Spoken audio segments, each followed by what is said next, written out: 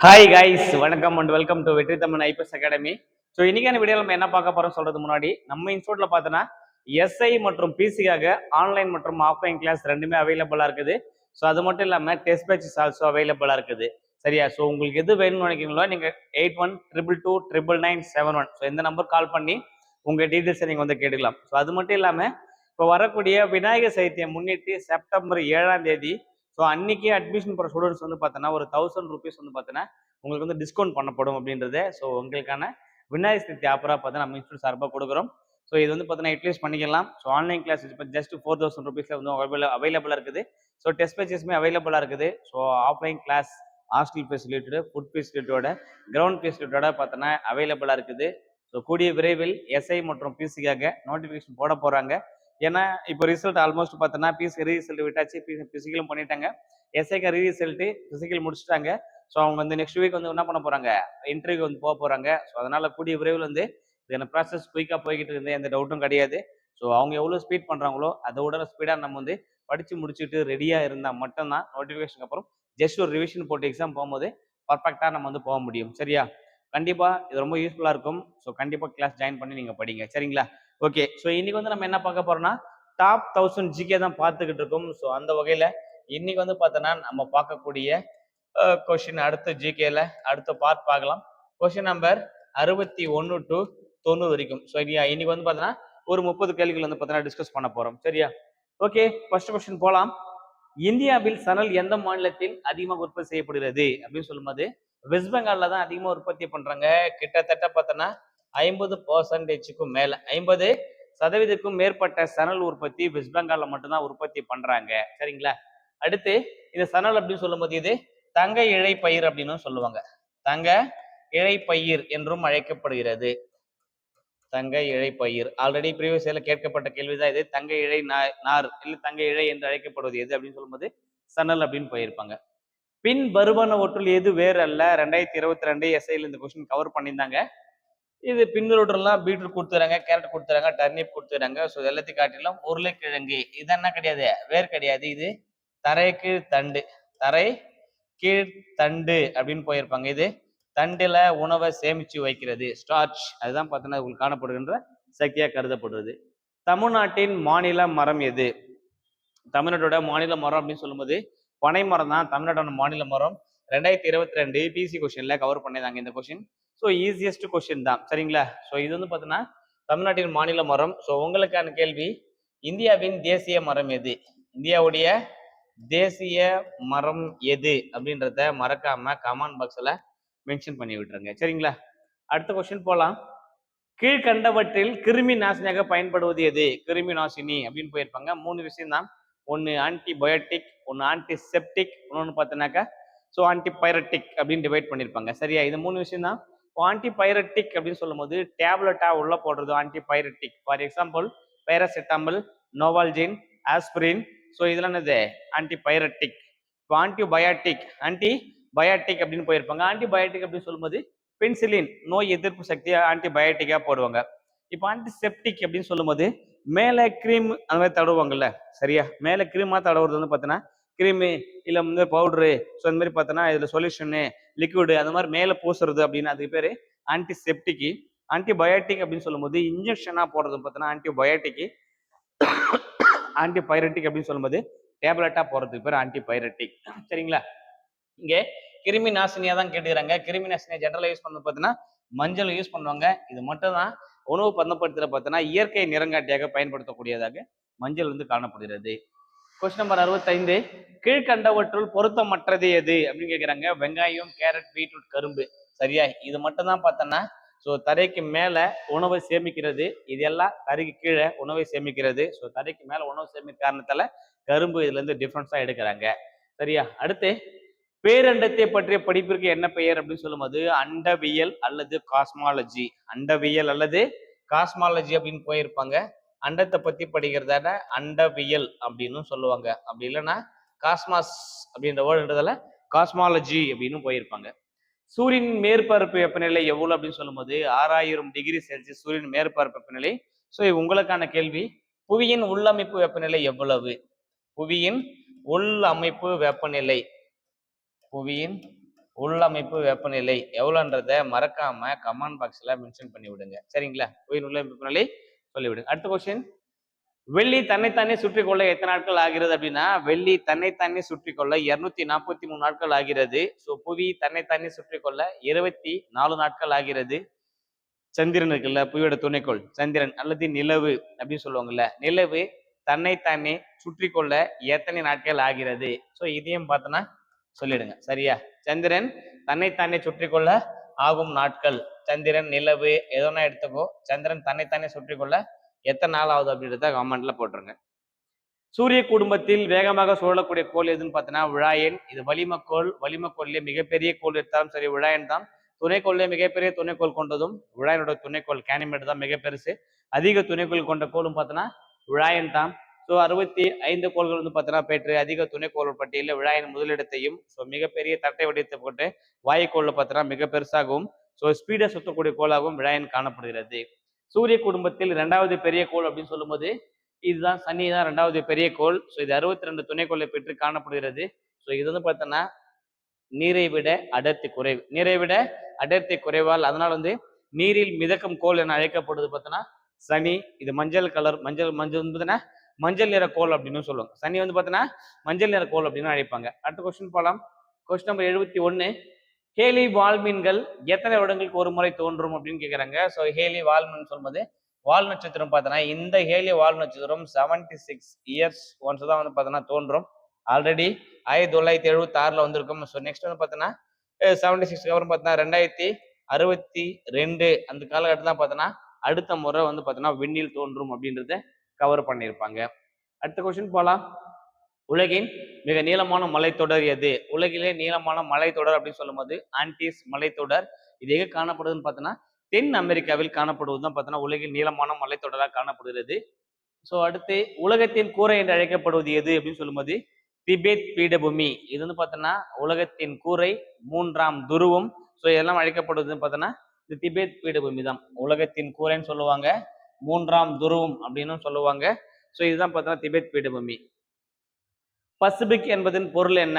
Pacific அப்படின்னா அமைதி அப்படின்னு அர்த்தம். சரியா? எப்போதுமே பார்த்தோன்னா அமைதியாக இருக்க இடம் வந்து பார்த்தோன்னா ஆபத்தானது. ஒரு நபராக இருந்தாலும் சரி, ஒரு பொருளாக இருந்தாலும் சரி, அமைதி எப்பொழுதுமே ஆபத்தை கொடுக்கக்கூடியது அப்படின்னு போயிருப்பாங்க. பசிபிக்னா அமைதின்னு அர்த்தம். இந்திய பெருங்கடலின் ஆழமான பகுதி அப்படின்னு சொல்லும்போது இந்திய பகுதியில் ஆழமான பகுதி என்ன? ஜாவா அகழி. இது இந்திய பெருங்கடல். ஒவ்வொரு பெருங்கடலையும் பெரிய பேர் கொடுத்துருப்பாங்க. இப்போ பசிபிக் பெருங்கடல் அப்படின்னு சொல்லும்போது மரியானா அகழி உலகில் காணப்படுகின்ற அகழிலே மிக ஆழமான அகழி மரியானா அகழி. இது பசிபிக் பெருங்கடல். அடுத்து அட்லாண்டிக் பெருங்கடல் அப்படின்னு சொல்லும்போது 2வது கொடுத்துருப்பாங்க. 3வது பார்த்தோன்னா இந்திய பெருங்கடல். இது வந்து பார்த்தோன்னா ஜாவா அகழின்னு போயிருப்பாங்க. அடுத்து தென் பெருங்கடல்னு சொல்லும்போது தென் சாண்ட்விச் அகழி, தென் சாண்ட்விச் அகழின்னு போயிருப்பாங்க. அடுத்து ஆர்டிக் கடல் அப்படின்னு சொல்லும்போது யுரேஷியன் தாழ்நிலம். யுரேஷியன் தாழ்நிலம் பார்த்தோன்னா ஆழமான பகுதியாக கருதப்படுகிறது. தீவு கண்டம் என அழைக்கப்படுவது எது அப்படின்னு சொல்லும்போது தீவு கண்டம் அப்படின்னு சொல்லும்போது ஆஸ்திரேலியா. ஆஸ்திரேலியா பார்த்தோன்னா மிகப்பெரிய தீவாகவும் மிகப்பெரிய தீவு கண்டமாகவும் கருதப்படுகிறது. ஸோ இதுதான் பார்த்தோன்னா தீவு கண்டம். கண்டம் முழுவதும் ஒரே நாடாக அழைக்கப்படும் கண்டமும் ஆஸ்திரேலியா மட்டும்தான். ஸோ இது வந்து பார்த்தோன்னா ஆஸ்திரேலியா. இது வந்து பார்த்தோன்னா ஆப்பிள் தீவு, டாஸ்மன் இந்த மாதிரி பார்த்தோன்னா பல தீவுகளை உள்ளடக்கிய நகரமாகவும் இது கருதப்படுகிறது. அடுத்து பெருங்கடல்களில் மிக சிறியது எது அப்படின்னு பார்த்தோம்னா ஆர்டிக் பெருங்கடல். கண்டங்களில் மிக சிறியதுன்னு சொல்லும்போது ஆஸ்திரேலியா. அந்த மாதிரி கடல்கள் மிக சிறியதுன்னா ஆர்டிக். மொத்தம் 5 பெருங்கடல். ஸோ பசிபிக் பெருங்கடல், 2வது பார்த்தோன்னா அட்லாண்டிக் பெருங்கடல், 3வது இந்திய பெருங்கடல், 4வது பார்த்தோன்னா தென் பெருங்கடல் அல்லது அண்டார்டிக் பெருங்கடல், 5வது பெருங்கடல் சொல்லும்போது ஆர்டிக் பெருங்கடல். இருக்கிறதுல மிக சிறிய பெருங்கடல் ஆர்டிக் பெருங்கடல். இதோடைய தாழ்வான ஆழமான பகுதி சொல்லும்போது யுரேஷியன் தாழ்நிலம் அப்படின்னு போயிருப்பாங்க. அடுத்த கொஸ்டின் போகலாம். கொஸ்டின் 78, 3 பக்கம் நீரால் சூழப்பட்ட பகுதி தீபகற்பம் எனப்படும். சரியா? இது கரெக்ட். ஸோ இந்தியா ஒரு தீபகற்பம். அதே மாதிரி அரேபியா ஒரு தீபகற்பம். ஸோ இதுவும் கரெக்ட். இது மட்டும் கரெக்ட். ஸோ கூற்று 1 மற்றும் 2ம் சரி. அடுத்த கொஸ்டின் போகலாம். வெப்பமண்டல மழைக்காடுகள் எவ்வாறு அழைக்கப்படுகிறது? ஸோ இந்த கொஸ்டினுக்கான ஆன்சரை மறக்காம கமெண்ட் பாக்ஸ்ல மென்ஷன் பண்ணி விடுங்க. ஏன்னா வெப்பமண்டல காடுகள் எல்லாருக்குமே தெரியும். ஸோ அமேசான் காடுகள் தான் பொது வெப்பமண்டல காடுகள் அப்படின்னு சொல்லுவாங்க. அதுக்கு இன்னொரு பேர் வச்சிருப்பாங்க அமேசான் காடுகளுக்கு. வேற என்ன பேர் சொல்லுவான்னு பார்த்தோன்னா நான் குழு மட்டும் கொடுக்குறேன். இதுதான் பார்த்தோன்னா உலகில் காணப்படுகின்ற ஆக்சிஜன் தேவையை ஆல்மோஸ்ட் 50% பார்த்தோன்னா ஃபில்ஃபில் பண்ணுறது எங்கன்னு பார்த்தோன்னா அமேசான் காடுகள் தான் கிடைக்குது. அதனால இது டேஷ் என்று அழைக்கப்படுகிறது அப்படின்றத நீங்க ஞாபகம் வச்சுங்க. வெப்பமண்டல காடுகள் பார்த்தோன்னா அமேசான் காடுகள் அது எவ்வாறு அழைக்கப்படுகின்றதை ஆன்சரை மறக்காம கமெண்ட் பாக்ஸ்ல மென்ஷன் பண்ணுங்க.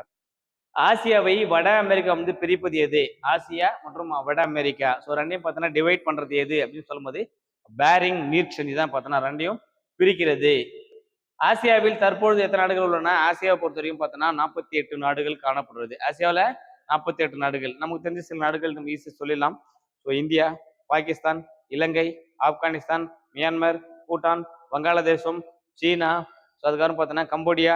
ஸோ இது மாதிரி பார்த்தோன்னா என்ன பண்ணலாம், பக்கத்து நாடுகள் பார்த்தோன்னா அரேபியன் கண்ட்ரிஸு. ஸோ இது மாதிரி நிறைய நாடுகள் அப்படின்னு சொல்லிக்கிட்டே போயிடலாம். ஸோ டோட்டலாக பார்த்தோன்னா மொத்தம் 48 நாடுகள் காணப்படுகிறது. கூற்று 1, உலகின் உயர்ந்த சிகரம் எவரெஸ்ட். ஸோ ஏற்கனவே பார்த்தது உலகின் நீளமான மலைத்தொடர்னு சொல்லும்போது ஆண்டிஸ் மலைத்தொடர். உயர்ந்த சிகரம் அப்படின்னு சொல்லும்போது பார்த்தோன்னா உயர்ந்த சிகரம் எவரெஸ்ட். இது கரெக்ட். இது கரெக்ட். 8848 8848 மீட்டர் உயரம் கொண்டதாக கருதப்படுறது. எவரெஸ்ட் சிகரம் இந்தியாவில் உள்ளது. ஸோ எவரெஸ்ட் சிகரம் பார்த்தோன்னா இந்தியாவில் கிடையாது. எங்கன்னு பார்த்தோன்னா நேபாளத்தில் காணப்படும். எவரெஸ்ட் சிகரம் நேபாளத்தில் காணப்படுறது. ஸோ இந்தியா சொல்றதால செகண்ட் கூற்று தவறு.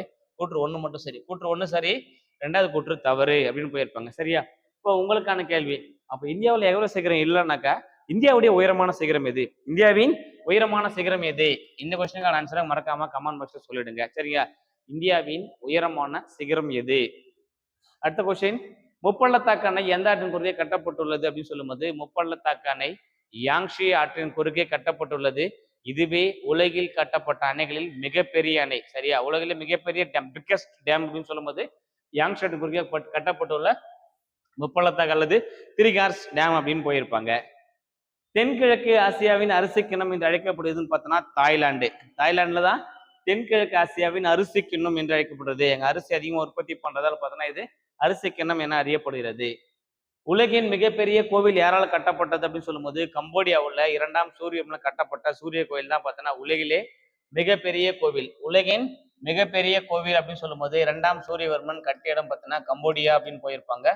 கம்போடியாவில் வந்து பார்த்தோன்னா 2ஆம் சூரியவர்மனால் கட்டப்பட்ட கோயில் தான் சூரிய கோயில் என்று அழைக்கப்படுகிறது. கொஸ்டின் நம்பர் 86, ஐரோப்பாவில் மிக குறைவான மக்கள் அடர்த்தி கொண்ட நாடு எது அப்படின்னு போயிருப்பாங்க. ஐரோப்பா மிக குறைவான மக்கள் அடர்த்தி சொல்லும்போது ஐலாண்டு. ஸோ 3 பேர் தான் இருப்பாங்க பார் ஸ்கொயர் கிலோமீட்டர் அப்படின்னு போயிருப்பாங்க. சதுர கிலோமீட்டருக்கு பார்த்தோன்னா எவ்வளோ பேர் இருப்பாங்க? 3 பேர் தான் இருப்பாங்க. கிலோமீட்டர் ஸ்கொயர் அப்படின்னு போயிருப்பாங்க. சரியா? ஸோ இது வந்து பார்த்தோன்னா குறைவானது. இப்போ உங்களுக்கான கேள்வி, ஐரோப்பாவிலே இல்லாம உலக அளவிலே அதிக அளவு மக்கள் அடர்த்தி கொண்ட நாடு எது அப்படின்ற கொஸ்டினுக்கு ஆன்சர் வந்து பார்த்தோன்னா சொல்லிடுங்க. ஸோ அதுவுமே பார்த்தோன்னா பிளாங்ஸ் டு ஐரோப்பா காண்டினென்ட் தான். சரியா? அதுவுமே பிளாங்ஸ் டு அமெரிக்கா தான். சாரி, ஐரோப்பா காண்டினென்ட் தான். அந்த ஊர் பேர் வந்து பார்த்தோன்னா அந்த நாட்டோட பேரு 4 எழுத்தா இருக்கும். 4 எழுத்தா இருக்கும். முதல் எழுத்து மோ, கடைசி எழுத்து கா, மீது 2 எழுத்து என்னன்றத ஸோ நீங்க கெஸ் பண்ணிட்டீங்க அப்படின்னா ஆன்சரா மறக்காம போட்டு விட்டுருங்க. சரிங்களா? உலகில் மிக அதிக மழை பெறும் இடம் எது அப்படின்னு சொல்லும்போது உலக அளவிலே அதிக அளவு மழை பெய்யக்கூடிய பகுதி இந்தியாவில் காணப்படுகின்ற மேகாலயாவில் காணப்படுகின்ற மௌசின்ராம் அப்படின்ற ஏரியா தான் பார்த்தோன்னா ஸோ உலக அளவிலே அதிக அளவு மழை பெய்யக்கூடிய பகுதி. சரியா? ஸோ ஃபர்ஸ்ட் இடம் மௌசின்ராம், செகண்ட் இடம் சொல்லும்போது சிரப்புஞ்சி அப்படின்னு போயிருப்பாங்க. இது ரெண்டுமே பார்த்தோன்னா பிலாங்ஸ் டு மேகாலயா. இந்தியாவில் 3வது அதிக அளவு மழை பெறும் பகுதி அப்படின்னு சொல்லும்போது ஸோ நம்ம சின்ன கல்லார் இது வந்து பார்த்தோன்னா வால்பாறை எடுத்த சின்ன கல்லார் அப்படின்னு போயிருப்பான். இது தமிழ்நாட்டில் காணப்படுறது, கோயம்புத்தூர் டிஸ்ட்ரிக்ட்ல காணப்படுறது. அடுத்து உலகின் முதலாக புவி மாதிரி உருவாக்கியவர்கள் யார் அப்படின்னாக்க கிரேக் பீப்புள்ஸ் தான் பார்த்தோன்னா உலகில் முதல்ல புவி மாதிரினா என்ன அப்படின்னு சொல்லும்போது பார்த்தோன்னா இந்த குளோப் உலக உருண்டை இருக்குல்ல, இந்த உலக உருண்டை இருக்குல்ல, அந்த உலக உருண்டையை ஃபர்ஸ்ட் வடிவமைச்சது யார் அப்படின்னு பார்த்தோன்னா இந்த குளோப் ஸ்ட்ரக்சரை வடிவமைச்சது முதலாக உருவாக்கியவர்கள் கிரேக்கர்களே உருவாக்குனாங்க. அடுத்த கொஸ்டின், ஒவ்வொரு அச்சக்கோட்டிற்கும் இடைப்பட்ட நிலப்பரப்பு தூரம் எவ்வளோ? அச்சக்கோடு அப்படின்னு எடுக்கும்போது இது 0 டிகிரி அச்சக்கோடு. இது 0 டிகிரி அச்சக்கோடு. இது 23 டிகிரி அச்சக்கோடு. 23 டிகிரி தென் அச்சக்கோடு. இது 62 டிகிரி. இது 62 டிகிரி வட அச்சக்கோடு அப்படின்னு வட தென் அச்சம் டிவைட் பண்ணியிருப்பாங்க. மேலே போனா கடகரேகை, கீழே வந்தா மகரரேகை, மேலே போனா ஆர்டிக் வட்டம், கீழே வந்தா அண்டார்டிக் வட்டம் அப்படின்னு டிவைட் பண்ணியிருப்பாங்க. இந்த சென்டர் கோடு இந்த மாதிரி பார்த்தோன்னா மொத்தம் எத்தனை கோடு இருக்கும் அப்படின்னு பார்த்தோன்னா ஒரு கோட்டுக்கு இடைப்பட்ட மொத்தமா 91 கோடு. மேல வடஅட்சம் 90, தென்னட்சம் 90, நிலநடு கோடு 1 மொத்தமா கூட்டினா 181 அச்சக்கோடுகள் பூமியின் மீது காணப்படுகிறது. ஒவ்வொரு அச்சக்கோட்டிற்கும் இடைப்பட்ட தொலை பார்த்தோன்னா 111 கிலோமீட்டர். சரியா? 181 111 பெருகிட்டா வேலை முடிஞ்சு பூமியோட மொத்த சரப்பளவு ஈஸியா கண்டுபிடிச்சிடலாம். அடுத்து 0 டிகிரி அச்சக்கோடு எவ்வாறு அழைக்கப்படுகிறது? இந்த 0 டிகிரி அச்சக்கோடு இதுல இதுக்கு வந்து பார்த்தோன்னா 2-3 பேர் வச்சிருப்பான், 2-3 பெயர் வச்சிருப்பான். ஸோ உங்களுக்கு தெரிஞ்ச பேர் எதுவா இருந்தாலும் சரி, அதை கமெண்ட் பண்ணி விடலாம். சரியா? நான் ஒரு எக்ஸாம்பிள் சொல்றேன் பாருங்க. இப்போ அச்சக்கோடு நீங்க ஆன்சர் சொல்ல போறீங்க. தீர்க்கக்கோடு நான் சொல்லிடுறேன். 0 டிகிரி தீர்க்கக்கோடு அப்படின்னு சொல்லும்போது இதுக்கு என்ன பேர்லாம் சொல்லுவாங்க அப்படின்னு பார்த்தலாம். தீர்க்கக்கோடுனா என்னன்னு பார்த்தோன்னா, இப்படி பூமியின் மீது செங்குத்தாக வரையப்பட்ட கற்பனை கோடுகள் தான் எது? தீர்க்கக்கோடுகள். இது 0 டிகிரி தீர்க்கக்கோடு அப்படின்னு சொல்லும்போது கிரீன்விச் வழியே போறதால இது கிரீன்விச் தீர்க்கக்கோடு அப்படின்னு சொல்லுவாங்க. இது கிரீன்விச் தீர்க்கக்கோடு அப்படின்னு சொல்லுவாங்க. இன்னொரு பேர் பார்த்தோன்னா இது மெரிடியன்கள் அப்படின்னு சொல்லுவாங்க. இது இன்னொரு பேரு மெரிடியன்கள் என்று அழைக்கப்படுகிறது.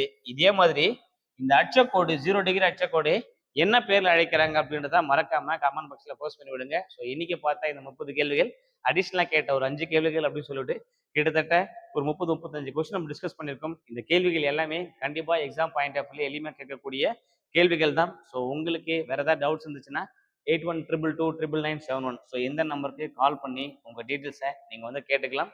ஸோ இன்னொரு வீடியோவில் இன்னொரு கண்டென்ட்டோட அடுத்த கிளாஸ்ல உங்களை மீட் பண்றேன். Thank you so much.